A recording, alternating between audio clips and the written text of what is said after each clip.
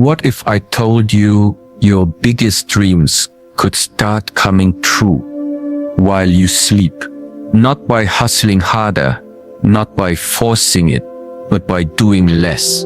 And if you're rolling your eyes right now, trust me, I did too, until this ancient method changed everything. Most people beg the universe for signs, then stay awake all night stressing about how it'll happen. But there's a hidden rhythm to receiving a way to align with opportunities, so they find you. Tonight, before bed, try this instead. The nighttime mind trick you're missing. You ever lie in bed, replaying the day, wondering why things didn't go your way? Or worse, staring at the ceiling, begging for answers that never come. Here's what they don't tell you. Your mind never stops working. Even when you're asleep, it's sorting, solving, untangling knots you couldn't figure out awake. Think about the last time you slept on a problem and woke up with an answer. That wasn't an accident. That was your subconscious doing what it does best, filtering noise from truth. But most people ruin this process without realizing it. They go to bed with their phones in hand, scrolling through chaos, absorbing negativity, comparing their lives to highlight reels. Then they wonder why they wake up exhausted, like their brain ran a marathon all night. It did. Every anxious thought, every what if, every unfinished argument, it all gets processed while you sleep. And if you feed it garbage, it'll spin in circles, recycling fear instead of finding solutions. So here's the shift. Your last thoughts before sleep program your subconscious. If you drift off worrying about money, your mind will keep searching for lack. If you obsess over a conflict, it'll replay scenarios where you're the victim. But if you direct that energy like a gardener planting seeds instead of weeds, you wake up to a different harvest. Try this tonight. Stop all screens 30 minutes before bed. Sit in silence, even for 5 minutes. Let your mind settle like muddy water. The debris sinks, and clarity rises. Then as you lie down, ask one question, not desperately but curiously, like you're whispering to a wise friend. Show me what I need to see. Don't demand specifics. Don't script the answer. Just plant the seed and trust the soil. You'll notice two things over time. First, mornings feel lighter, like you've handed off a burden. Second, answers come, not as lightning bolts but as quiet aha moments while brushing your teeth or walking the dog. That's your subconscious delivering mail. Most people miss it because they're too busy forcing solutions instead of receiving them. This isn't mystical. It's how your brain is wired. Sleep isn't just rest, it's recalibration. And the more you respect that process, the more it works for you. The 3-minute request, even skeptics can't argue with. You've heard it before. Ask the universe and it will answer. Sounds nice, but let's be real. Most of the time, it feels like shouting into a void. That's because you're asking wrong, not in the words you use, but in the energy behind them. There's a difference between begging for a sign and requesting guidance. One comes from lack, the other from readiness.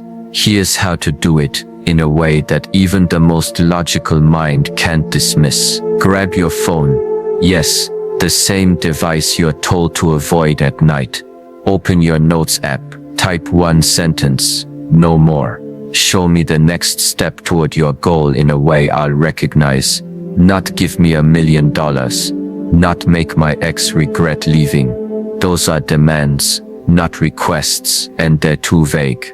The universe responds to clarity, not confusion. For example, show me the next step towards starting my business in a way I'll recognize. Or show me how to improve my relationship in a way I'll understand. Specific enough to matter, open enough to surprise you. Then this is critical. lock your phone, and walk away. Don't reread it. Don't analyze it. You're not placing an Amazon order with guaranteed delivery. You're sending a signal, like a radio tower, then trusting the receiver will pick it up. Why does this work? Because it bypasses doubt. When you speak or type a request, you activate a part of your brain that expects an answer. It's like telling a friend, text me the address later. You don't obsess over whether they will. You assume it's coming. That subtle shift from will I get this to it's already on the way changes how you perceive clues. Over the next 48 hours, pay attention to anything that stands out. A song lyric, a stranger's comment, a sudden idea in the shower. Don't judge whether it's big enough to count. Your job isn't control how the answer arrives. It's to notice when it does. Skeptics will say, that's just coincidence. Fine. But try this for 1 week. Make the same request every night. Document every unusual moment, no matter how small. By day 7, you'll see a pattern even logic can't explain. Why your pillow is a filter for clutter. Imagine your mind is a room. Throughout the day, people walk in and out, leaving things behind. Some useful, most of it junk. Emails, notifications, conversations, worries, plans. All of it piles up like discarded paper on the floor. By nighttime, the room is so full, you can barely move. And yet you expect to find clarity in there. You expect answers to rise up from that mess. Here's the truth. Sleep is not just rest, it's maintenance. It's the janitor that comes in after hours to sweep, organize, and take out the trash. But if you keep dumping more and more into the room right before the janitor arrives, what happens? The mess stays, the clutter remains, and you wake up feeling like nothing was resolved, because nothing could be. This is why what you do in the last 30 minutes before sleep matters more than you think. Most people treat this time like any other, scrolling, watching, arguing, consuming. They let the world pour more noise into an already overflowing space. And then they wonder why their dreams are chaotic, why they wake up tired, why solutions never seem to come. But there's another way. For the next week, try this. 30 minutes before bed. Stop the input. No news, no deep discussions, no problem solving, just silence. Or if silence feels too heavy, something gentle, light stretching, a warm drink, staring out the window. Let your mind settle like a glass of muddy water. When you stop stirring it, the dirt sinks and the water clears. That's what you're doing here. You're letting the mental dust fall so that what's important can rise. Some nights, you'll resist. You'll think, I need to check one more thing, or I'll just finish this conversation. That's the habit talking. That's the addiction to noise. But the more you practice this emptying, the more you'll notice something strange. Your sleep changes. You wake up with ideas. You remember dreams. You feel lighter because you're no longer forcing your mind to sort through yesterday's garbage. You're giving it space to work. This isn't about being perfect. It's about being intentional. Some nights, you'll sleep, you'll watch something, or get into a debate, and the next morning you'll feel it. The fog, the heaviness, that's your signal. That's your reminder. The mind is a filter, but only if you stop clogging it. So tonight, before you close your eyes, ask yourself, what did I feed my mind right before sleep? Was it noise, or was it space? The answer will tell you why you wake up the way you do. The wrong way to ask. There's a way of asking that sounds like a prayer, but feels like a scream. It's the kind of asking that comes from a place of lack, of need, of if I don't get this, I'm ruined. And here's the problem. The universe doesn't respond to desperation. It responds to certainty. Think about it like this. If you walk into a store, frantic, saying, I need this, please give it to me. What happens? People step back. They get uncomfortable. They might even ignore you. But if you walk in calm, assured, like you already know it's yours, the energy shifts, doors open, help arrives. The same is true when you ask for what you want. Most people beg, please let me find love. Please give me money. Please fix this problem. Every word drips with fear. Fear that it won't happen. Fear that you're not enough. Fear that the universe has forgotten you. And so, nothing changes. Because you're not asking, you're pleading. But there's another way. A way that doesn't drain you. That doesn't leave you feeling weak. It starts with rewording your request. Instead of I need this, try I'm ready to see this unfold. Instead of why isn't this happening, try show me what's already in motion. Feel the difference. One comes from a place of lack. The other comes from a place of trust. One assumes nothing is working. The other assumes it already is. You just can't see it yet. This isn't just wordplay, it's energy. When you beg, you vibrate at the frequency of not having, and so you attract more not having. But when you ask from a place of calm, assurance, like you're simply reminding the universe of something it already knows, you vibrate at the frequency of receiving, and that's when things start moving. Try it tonight, before you sleep. Instead of listing all the things you're worried about, instead of crying out for help, try this. I'm ready to see the next step. Show me what's already coming, then let go. Don't cling to it, don't check for it every 5 minutes. Just release it, like dropping a letter into a mailbox. You'll notice something strange. The more you ask this way, calm, certain, unattached, the faster the answers come, not always in the form you expect, but always in the form you need. Because the universe doesn't respond to screams, it responds to signals, and the strongest signal isn't fear, it's faith. How to spot the answer? You've done the work. You've asked clearly, you've let go. Now comes the hardest part. Waiting. But not the kind of waiting where you sit, staring at the sky, demanding a sign. Not the kind where you check your phone every 5 minutes, searching for some cosmic text message that says, here's your answer. That's not how this works. The universe speaks in whispers, in the quiet moments, in the things you'd normally overlook. Think about the last time you lost something, your keys, your wallet. The more you panicked, the harder it was to find. But when you finally stopped, took a breath, and let your mind settle, there it was, right where you'd already looked 3 times. The answer was always there. You just couldn't see it through the noise. It's the same with the bigger questions, the ones about your purpose, your path, your next step. The answers are already around you, but you miss them because you're looking for fireworks. When the universe is sending smoke signals, here's how to change that. When you wake up, don't reach for your phone. Don't flood your mind with the world's noise before you've even had a chance to hear your own. Sit in silence for 5 minutes. Just 5. Notice the first thought that comes.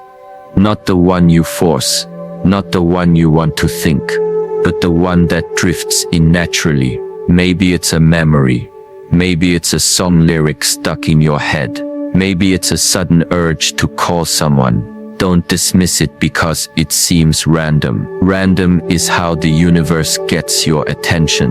Then, as you move through your day, pay attention to what stands out. Not what you're looking for, but what catches you. The barista who mentions a job opening, the billboard that has a word you've been thinking about, The friend who texts out of the blue with an idea. These aren't coincidences. They're breadcrumbs. Most people ignore them because they're not dramatic enough.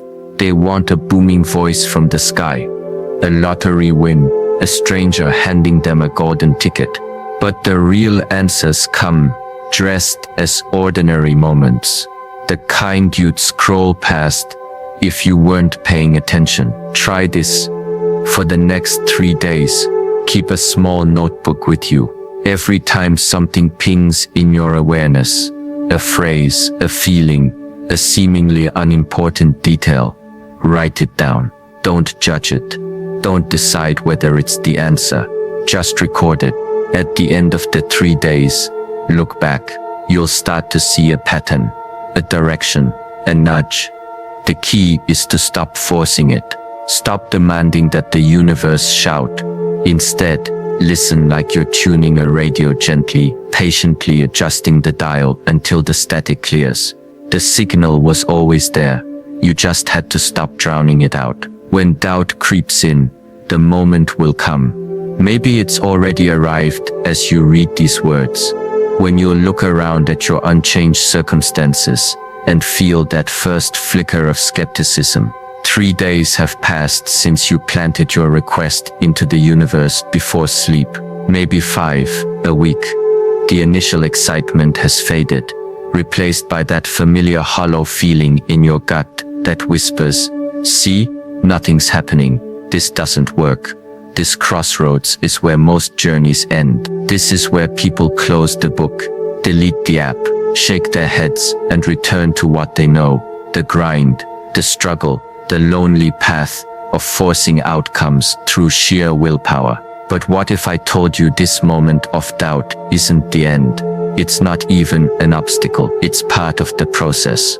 Perhaps the most important part. Consider how nature works.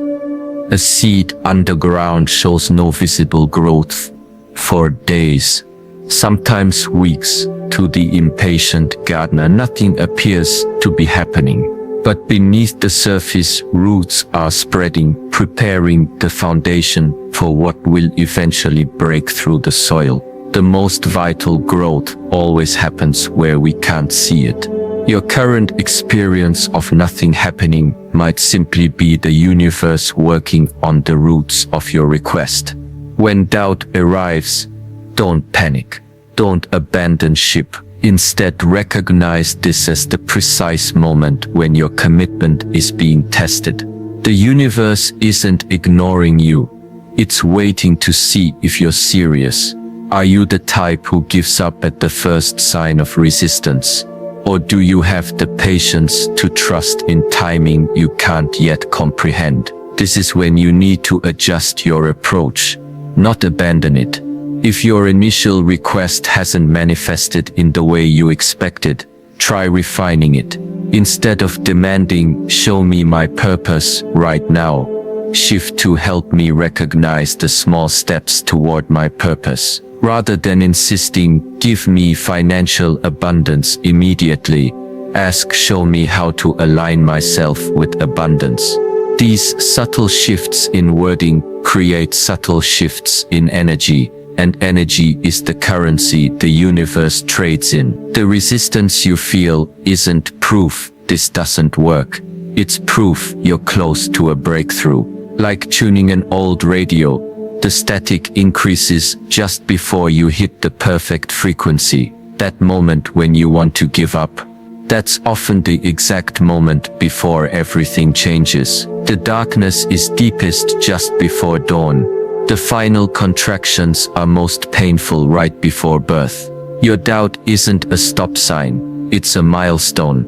What most people call failure is simply the universe's way of asking, "How badly do you want this?" When the answer is enough to keep going despite not seeing results, that's when the magic happens. That's when invisible forces begin rearranging circumstances in your favor. That's when coincidences start appearing. That's when people show up unexpectedly with exactly what you need. But none of this can happen if you quit at the first sign of resistance. So when doubt comes, and it will. Don't fight it. Don't ignore it. Don't let it derail you. Simply acknowledge it. Then gently return to your practice. Adjust your request if needed, but don't stop asking. Keep showing up. Keep believing. Keep your eyes open for signs in unexpected places. The universe always answers, but rarely on our preferred schedule, and never in ways we can entirely predict. Your breakthrough isn't late, it's being prepared. The pieces are moving even when you can't see them. The foundation is being laid even when no building is visible. Stay the course. This is exactly how it's supposed to feel right before everything changes. The science of letting go. There's a paradox at the heart of every meaningful transformation. The harder you chase something, the faster it seems to slip away. You've experienced this, that important name that vanishes when you need it most. The brilliant idea that dissolves under pressure. The solution that appears effortlessly, but only after you've stopped searching for it. This isn't coincidence, it's neuroscience. Your brain operates in two distinct modes, the focused mode and the diffuse mode. The focused mode is all about concentration, effort, direct problem solving. It's necessary, but limited. Like shining a flashlight in a dark room. You see exactly what you're pointing at, but everything else remains hidden. The diffuse mode is different. It's what happens when you relax, when you let go, when you stop trying so hard. In this state, your brain makes connections you could never force. Sleep is the ultimate diffuse mode. During those quiet hours of rest, your brain isn't idle. It's performing essential maintenance. It's sorting through the day's experiences, consolidating important memories, discarding irrelevant information. Studies at universities like Harvard and Cambridge show this isn't metaphorical, it's biological fact. Your sleeping brain literally replays the day's events at high speed, strengthening some neural pathways while pruning others. This is why you often wake with clarity about problems that seemed unsolvable the night before. But here's what most people get wrong. They treat their minds like computers that need constant input.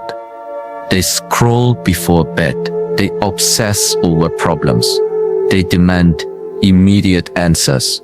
In doing so, they sabotage the very process that could help them most. Imagine trying to clean your house while simultaneously throwing more trash on the floor.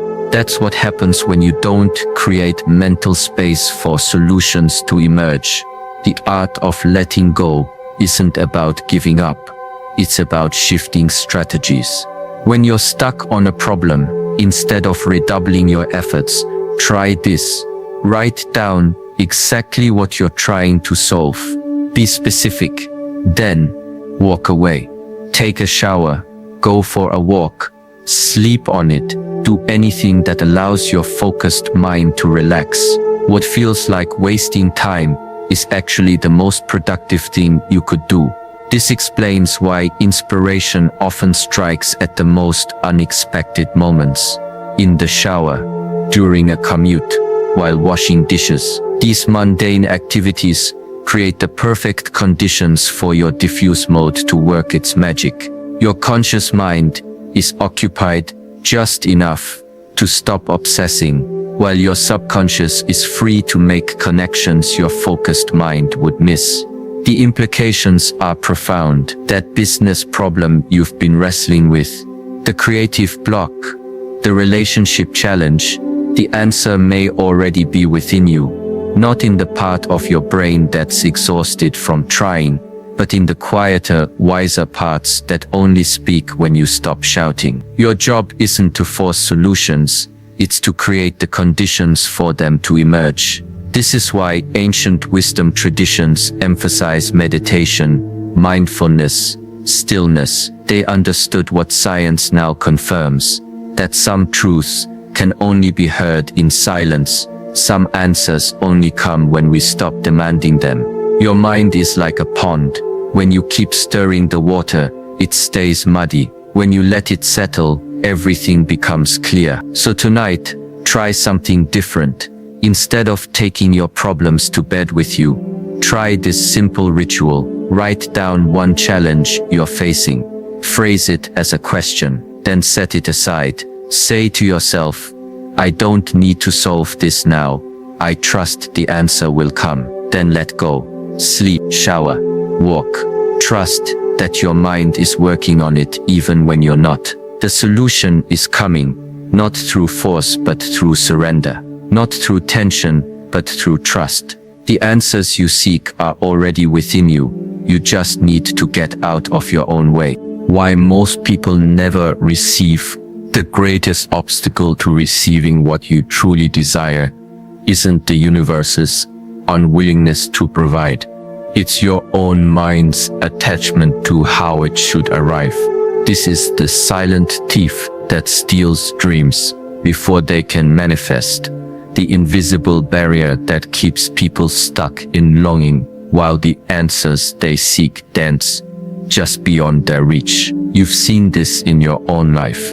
That stubborn insistence that things must look a certain way, arrive through certain channels, fulfill certain conditions before you'll accept them as valid. Consider how many opportunities you've potentially missed because they didn't come wrapped in the packaging you expected. The job offer that didn't have the prestigious title, the relationship that didn't match your fantasy checklist, the financial opportunity that required starting smaller than you wanted to admit. Your ego, that part of you that craves validation, certainty, and control, would rather stay stuck than accept a gift that doesn't feed its need for recognition. This is why so many people spend their lives waiting for a version of success that never comes, while overlooking the stepping stones placed directly before them. The universe operates on a different logic than human ego. It sees your true needs beneath your surface wants. It understands the perfect sequence of events required for your growth, even when that sequence contradicts your imagined path. When you ask for abundance but refuse anything less than a six-figure windfall, you're not actually asking for abundance, you're asking for validation. When you seek love but dismiss anyone who doesn't fit an idealized image, you're not seeking connection. You're seeking confirmation of your own fantasies. The universe responds to authentic need, not egoic demand. This explains why the first answers to your requests often come in forms that test your humility rather than flatter your self-image. That dream career might begin with an internship. The book deal might start with a tiny blog audience. The soulmate might appear as someone who challenges rather than comforts you. These aren't compromises, they're initiations. The universe is checking, do you truly want this, or just the appearance of it? Are you willing to grow into the person who can handle what you're asking for? There's a profound difference between setting intentions and scripting outcomes. Intentions plant the seed while leaving room for miracles. Scripts demand specific results and reject anything that deviates from the plan. One approach opens you to unexpected blessings. The other keeps you trapped in disappointment. The people who seem to effortlessly receive what they desire have mastered this distinction. They know what they want at the core, but remain open to how it arrives. Your resistance to unexpected paths isn't protecting you, it's limiting you. That freelance gig you dismissed as beneath you might have led to your dream client. That small investment opportunity you ignored might have been the back door to real wealth. That unassuming person you overlooked might have held the key to your deepest fulfillment. The universe often sends answers through side doors while you're busy staring at the front gate. This is the ego's great trap. It convinces you that unless things look exactly as you imagined, they're not real or worthy. Meanwhile, the most transformative opportunities of your life are slipping by, unrecognized because they didn't match your mental picture. The spiritual teacher who changes your life might arrive in jeans rather than robes. The financial breakthrough might come through an unexpected loss that redirects you. The healing you need might emerge from the wound you've been hiding. True receiving requires surrendering the how while staying committed to the what. It means holding your desire lightly enough to allow it to evolve, yet firmly enough to keep moving toward it. This balance isn't passive, it's highly disciplined. It takes courage to release control while staying alert to opportunities. It takes wisdom to recognize answers that don't match your expectations.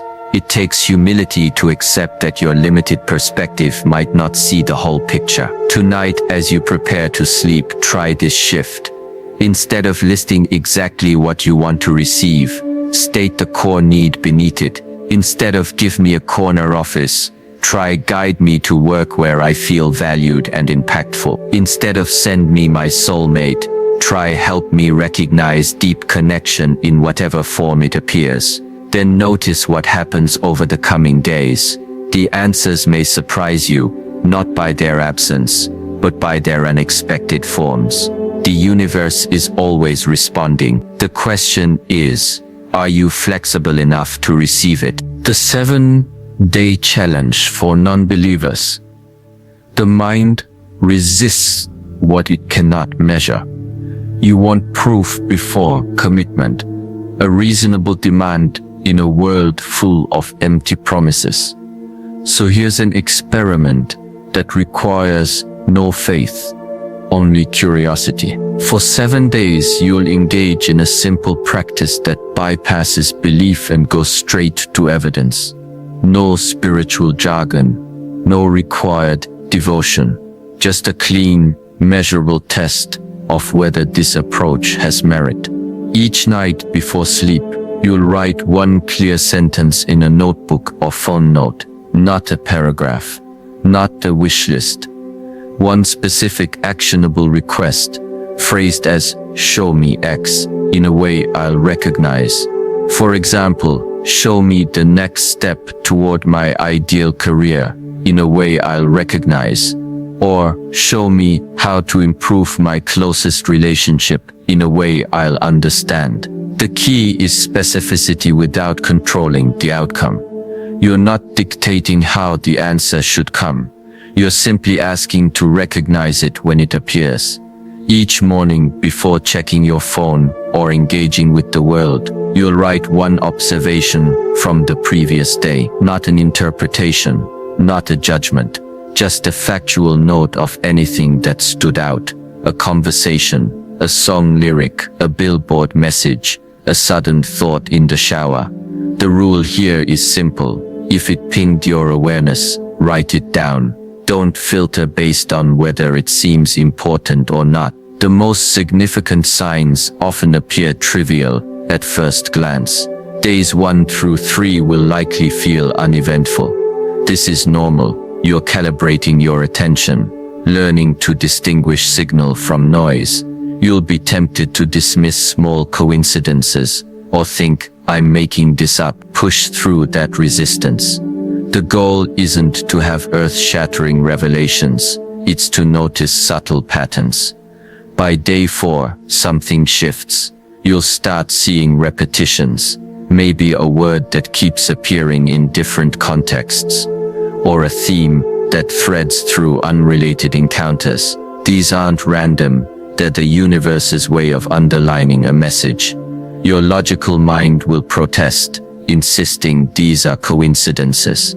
But coincidence, examined closely, becomes synchronicity. Day 5 often brings what skeptics would call confirmation bias, and what practitioners call the universe turning up the volume. You'll encounter something so directly related to your request that even your doubt pauses. Maybe it's an unexpected email, offering exactly the opportunity you've been asking about. Maybe it's a stranger mentioning the solution to a problem you've been wrestling with. The form doesn't matter. What matters is that undeniable ping of recognition. On day 6, you'll likely feel a mix of excitement and unease. Part of you wants to dismiss everything as imagination. Another part can't ignore the accumulating evidence. This tension is good. It means you're stretching beyond your usual mental boundaries. Stay with the practice. Keep your requests and observations clean and simple. Day 7 brings clarity. When you review your week's notes, you'll see a trail of breadcrumbs leading somewhere unexpected, yet perfectly aligned. The request you made on night 3 connects to the observation from day 5. The random thought on morning 4 makes sense in light of what happened on day 6. The puzzle pieces fit in ways you couldn't have engineered. This isn't about proving the universe exists or that some deity is listening. It's much simpler than that. It's demonstrating that when you focus your attention with clarity and remain open to how answers arrive, life responds. Not always with fireworks, not always on your timeline, but with a consistency that transcends coincidence. The skeptic in you will still have questions. Good, healthy skepticism keeps you grounded.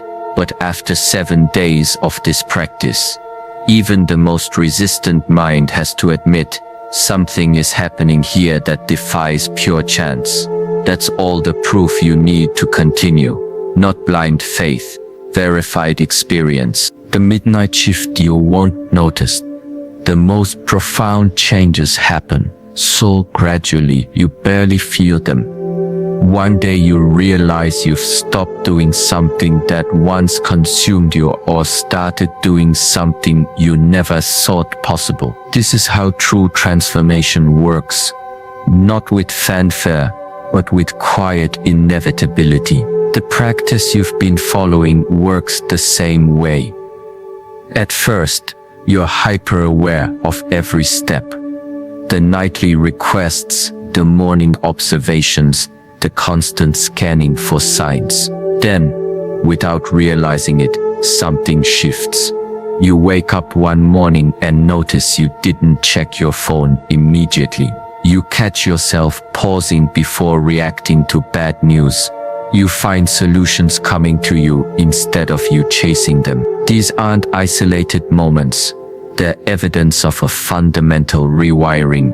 The desperate need for control is being replaced by quiet trust. The obsessive checking for results is giving way to patient knowing. This isn't you losing your edge. It's you gaining wisdom. The paradox is this: the moment you stop needing this practice to work is the moment it starts working most powerfully. When you release the white-knuckled grip on outcomes, space opens for something better than you could have orchestrated. This isn't mystical thinking, it's observable psychology. Attachment creates resistance. Detachment creates flow. The less emotionally charged you are about results, the more clearly you can see opportunities and act on them effectively. You'll notice this shift first in small ways.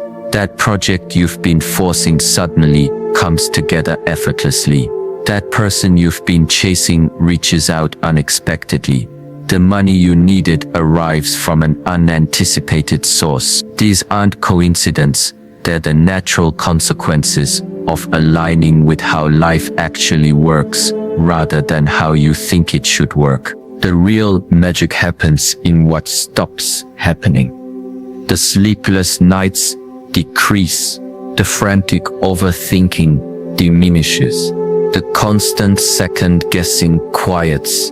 You find yourself operating from a new default setting. One of curiosity rather than anxiety, of exploration rather than demand. Problems don't disappear, but your relationship to them transforms. Challenges become interesting rather than threatening. Setbacks contain their own solutions. None of this happens because you manifested it in the pop culture sense. It happens because you've retrained your nervous system to operate at a different frequency, one that attracts different experiences. This shift can't be rushed or faked. It comes from consistent practice, not wishful thinking. But once it takes root, it becomes self-reinforcing. The more you experience life responding to your aligned energy, the more natural that alignment becomes. What once required conscious effort now happens automatically. You find yourself knowing things you didn't consciously learn, recognizing opportunities you couldn't have predicted, trusting instincts you once dismissed. This is the secret no one talks about in mainstream personal development. Lasting change isn't about efforting your way to success. It's about removing the blocks to your natural wisdom. The nightly requests aren't programming the universe. They're deprogramming your own limiting patterns. The morning observations aren't discovering external signs. They're uncovering your innate guidance system. One evening, you'll realize you've stopped counting days or tracking results. The practice has become part of who you are, not something you do. Your relationship with life has fundamentally changed. You make requests without desperation. You notice signs without forcing meaning. You take action without anxiety. This isn't enlightenment, it's simply how you operate now. And from this place, everything unfolds differently. Not because the universe changed, because you did. The universe responds to clarity, not chaos. Tonight, ask like you're ordering coffee, specific, assured, then moving on. The rest, let sleep handle it.